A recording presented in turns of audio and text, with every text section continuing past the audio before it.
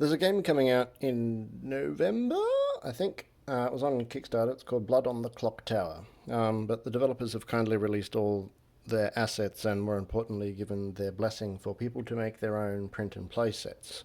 So a bloke by the name of Ben Finney has gone and carefully arranged all of the parts so you can print them out and make your own relatively easily.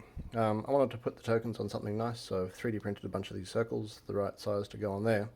And then the idea is I'll cut out those circles, glue them on one side, either side I'll glue some felt, and that'll be the playing piece. Each one of these gets given to one of the players at the start of the game, and it tells them what role they're playing in the game. The challenge is cutting these out neatly. So I want these to look kind of nice, so I don't want to have little daggy, ragged paper edges and have them look shabby.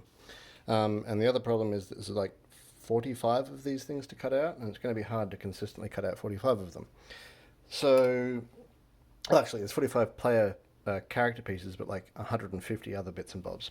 So I invented this widget for cutting them out. So it consists of two 3D printed parts, a big thick one that's a bit smaller than the size of the tokens, and then this ring that fits over the outside, a very snug fit. This one could probably be a little bit tighter. I printed this with a 0.2mm gap, but you know, could be a little bit tighter. And then I've glued a section of a Stanley knife blade to it. One of these ones.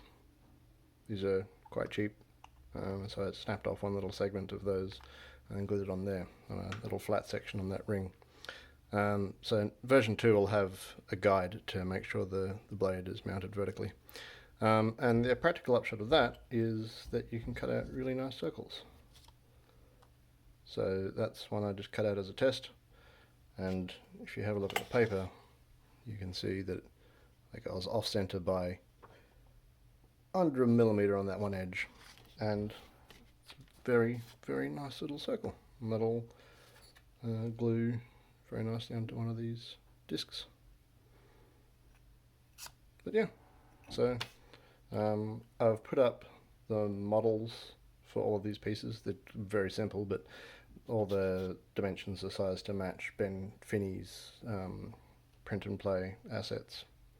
And I've also got each of these little good and evil tokens and all the shrouds and other bits and bobs that you need to play the game.